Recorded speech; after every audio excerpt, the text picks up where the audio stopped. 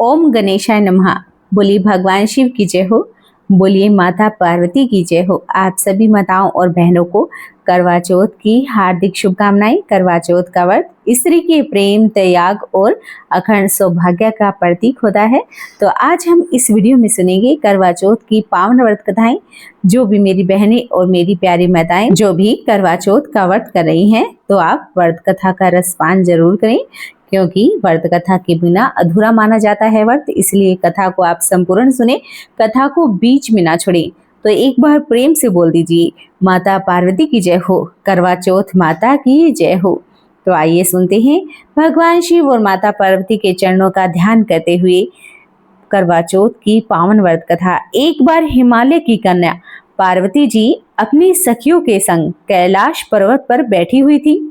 उन्होंने भगवान शिव से कहा कि हे नाथ, ऐसा कौन सा व्रत है जिससे स्त्रियों को अखंड सौभाग्य, दीर्घायु और पति का स्नेह प्राप्त होता है। भगवान शंकर की मंद मंद मुस्कुराए और बोले कि हे देवी, आपने बड़ा ही पवित्र और उत्तम प्रश्न पूछा है। यह व्रत कर्क चतुर्थी अर्थात करवा चौथ के नाम से प्रसिद्ध है। जो स्त्री इस दिन सच्चे मन से यह व्रत करती है, की कन्या पार्वती जी अपनी सखियों के संग है और कैलाश पर्वत पर बैठी हुई थी। उन्होंने भगवान शिव से कहा कि ये नाथ, भगवान शिव ने कहा कि हे देवी, एक समय की बात है, इंद्राणी ने सौभाग्य, दीर्घायु और पति का स्नेह असुरों ने बना रहता है पर आक्रमण कर दिया। देवताओं को शक्ति नहीं मिल रही थी। तब इंद्राणी ने करक चतुर्थी का व्रत किया, भगवान शंकर की आराधना की और उनकी कृपा से देवताओं को पुनः विजय प्राप्त हुई। तभी से यह व्रत सौभाग्य, विजय और कल्याण का प्रतीक बन गया। भगवान शिव बोले कि हे देवी, व्रत का प्रभाव इतना अद्भुत है कि एक बार सावित्री नामक पवित्रता स्त्री ने अपने पति की मृत्यु से उसे वापस पा लिया। हे देवी, अब आप इसका विधान भी सुनो। इस व्रत की पूर्व संध्या पर सुहागिन स्त्रियां सर्गी ग्रहण करती हैं, प्रातःकाल स्नान करके नए वस्त्र धारण करती हैं, माँ गौरी, भगवान शिव और कार्तिक और चंद्रमा की पूजा भी करती है, दिन भर निर्जला उपवास रखती है, न पानी पीती है और न ही अन्न ग्रहण करती हैं। संध्या के समय मिट्टी का करवा सजाया जाता है, उसमें जल, दीप, दक्षिणा रखी जाती है। कथा श्रवण करने के पश्चात जब चंद्रमा उदित होता है तो स्त्रियां छलनी से चंद्रमा और अपने पति को देखती हैं और जल का अर्घ देती हैं और पति से आशीर्वाद प्राप्त करती हैं। अब इसकी कथा को भी तुम ध्यान से सुनो। प्राचीन काल में करवा नाम की एक पवित्रता स्त्री अपने पति के साथ नदी के किनारे रहा करती थी। कार्तिक मास के कृष्ण पक्ष की चौथ के दिन उसका पति नदी में स्नान करने के लिए गया। स्नान करते समय एक मगरमच्छ ने उसका पैर पकड़ लिया। वह करवा करवा ना पुकारता हुआ जोर जोर से चिल्लाने लगा।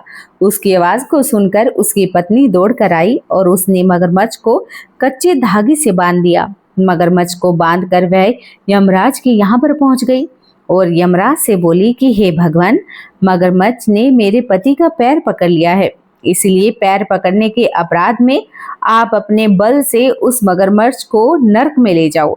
यमराज ने कहा कि अभी तो मगरमच्छ की आयु बची है, इसलिए मैं उसे नहीं मार सकता। तब करवा ने कहा कि यदि आप ऐसा नहीं करेंगे तो मैं आपको श्राप देकर नष्ट कर दूंगी। यह सुनकर यमराज भी डर गए और उस पवित्रता स्त्री करवा के साथ जाकर मगरमच्छ को उन्होंने यमपुरी भेज दिया। करवा के पति को दीर्घायु प्रदान की। उसी दिन से यह करवा चौथ मनाई जाने लगी और सुहागिन स्त्रियों के द्वारा व्रत रखा जाता है। हे करवा माता, जैसे आपने उसके पति की रक्षा की, वैसे सबके पतियों की रक्षा करना। तो प्रेम से बोलिए करवा चौथ माता की जय हो। तो आइए सुनते हैं करवा चौथ की दूसरी कथा। एक साहूकार की एक बेटी थी और 7 बेटे थे। समय के साथ साहूकार के बेटा और बेटी बड़े हो गए तो उसने सभी बेटों की शादी कर दी और अपनी बेटी की भी शादी कर दी। एक समय की बात है कि साहूकार की बेटी एक बार मायके आई हुई थी, तो उसकी माँ और उसकी भाभियां व्रत कर रही थी और पूजा पाठ की तैयारी कर रही थी। अपनी भाभियों को और माँ को पूजा पाठ करते हुए देखकर ननंद ने अपनी भाभी से पूछा कि भाभी माँ आप ये क्या कर रही हैं। तो उसकी भाभी ने उत्तर दिया कि हम करवा चौथ का व्रत रख रहे हैं। तो उसने पूछा कि यह व्रत क्यों किया जाता है, इस व्रत का क्या फल होता है, तो आप यह व्रत क्यों कर रही हैं। फिर भाभी ने बताया कि यह करवा चौथ का व्रत है, इसे रखने से अखंड सौभाग्य की प्राप्ति होती है, पति पर आया हुआ हर संकट दूर हो जाता है, घर में सुख समृद्धि का वास हो जाता है। तो यह सब सुनकर उसने भी अपनी भाभी से कहा कि फिर तो इस व्रत को मैं भी अवश्य ही रखूंगी। अपनी नंद की बात को सुनकर उसकी भाभी ने उसे मना किया कि तुम अपने भाइयों की इकलौती लाडली बहन हो, तुम यह व्रत नहीं रख सकती। अगर तुम भोजन नहीं करोगी तो तुम्हारे भाई को बड़ा ही दुख होगा।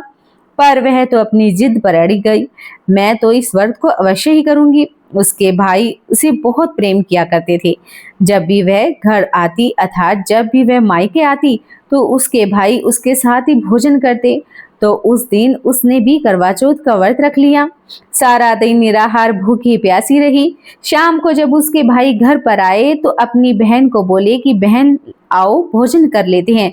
फिर बहन ने अपने भाई से कहा कि भैया आज तो मेरा करवा चौथ का व्रत है, चांद उगने पर ही मैं भोजन करूंगी। बहन को भूखी प्यासी देखकर भाई ने सोचा कि चांद उगने तक तो बहन भूखी रहेगी।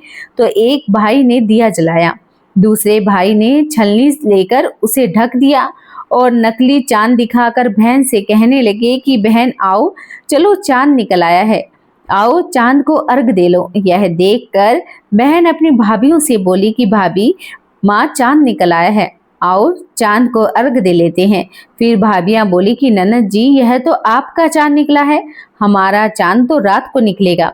बहन ने अकेले ही अर्घ दे दिया और भोजन करने लगी। पहले ही ग्रास में बाल आ गया, दूसरा टुकड़ा लिया तो उसमें कंकड़ आ गए, तीसरा टुकड़ा मुंह में लेते ही उसके ससुराल से उसके पति का संदेश आ गया कि वह बहुत बीमार है, जल्दी चलो। माँ ने जब लड़की को विदा किया तो अपनी बेटी से कहा कि रास्ते में तुम्हें जो कुछ भी मिले उसके पांव को छूते जाना, कोई भी सुहाग का आशीष दे तो उसके पल्ले में गांठ लगाकर उसे कुछ रुपया दे देना। बहन जब भाइयों से विदा हुई तो रास्ते में जो भी उसे मिला उसने यही आशीष दिया कि तुम 7 भाइयों की बहन हो, तुम्हारे भाई सुखी हो, तुम उनका सुख देखो। सुहाग का आशीष तो किसी ने भी नहीं दिया।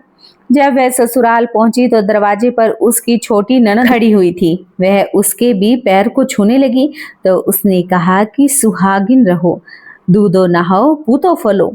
तो उसने यह सुनकर पल्ले में गांठ बांध ली और ननद को सोने का सिक्का दे दिया। जब वह भीतर गई तो सास ने कहा कि पति धरती पर पड़ा है, तो वह उसके पास जाकर उसकी सेवा करने के लिए बैठ गई। बाद में सास ने दासी के हाथ बची खुची रोटी उसे भेज दी। इस प्रकार से समय बीतने लगा। माँ की चौथ आ गई तो चौथ माता बोली कि करवा ले भाइयों की प्यारी करवा ले। लेकिन जब उसे चौथ माता दिखाई नहीं दी तो वह बोली कि हे चौथ माता, आपने मुझे उजाड़ा है तो आप ही मेरा उद्धार करोगी, आपको मेरा सुहाग देना ही पड़ेगा। तब चौथ माता ने बताया कि पोष की चौथ आएगी, वह बड़े से भी बड़ी चौथ है, उनसे भी यही कहना, वही तुम्हारा सुहाग वापस देगी। पोष की चौथ आकर चली गई, माँ की चौथ आकर भी चली गई, फागुन की चौथ आकर भी चली गई, चैत बैसाख जेठ आषाढ़ और सावन भादों की भी सारी चौथ आकर चली गई। यही कहकर चली गई कि आगे वाली को कहना। अश्विन की चौथ आई तो उन्होंने बताया कि तुम पर कार्तिक की चौथ नाराज है, उसी ने ही तुम्हारा सुहाग लिया है और वही वापस कर सकती है। वही आएगी तो तू उसके पैरों को पकड़ लेना और विनती करना। यह बताकर वह भी आगे चली गई। जब कार्तिक की चौथ आई तो वह गुस्से में बोली कि भाइयों की प्यारी करवा ले, दिन में चांद उगाने वाली करवा ले, व्रत खंड करने वाली करवा ले, भूखी करवा ले। यह सुनकर वह चौथ माता को देखकर उसके पांव पकड़कर गिड़गिड़ाने लगी कि हे चौथ माता, मेरा सुहाग आपके हाथ में ही है, आप ही मुझे सुहागिन करें। तब चौथ माता बोली कि हे पापिन, मेरे पांव पकड़कर क्यों बैठी है। तब वह बोली कि मुझसे जो भूल हो गई है मुझे क्षमा कर दे, मैं कभी भी ऐसी भूल नहीं करूंगी। तब चौथ माता ने प्रसन्न होकर आंखों से काजल, नखनों से मेहंदी, टीके में से रोली लेकर छोटी उंगल से उसके आदमी पर छींटा मारा तो वह उठकर बैठ गया और बोला कि आज तो मैं बहुत सोया।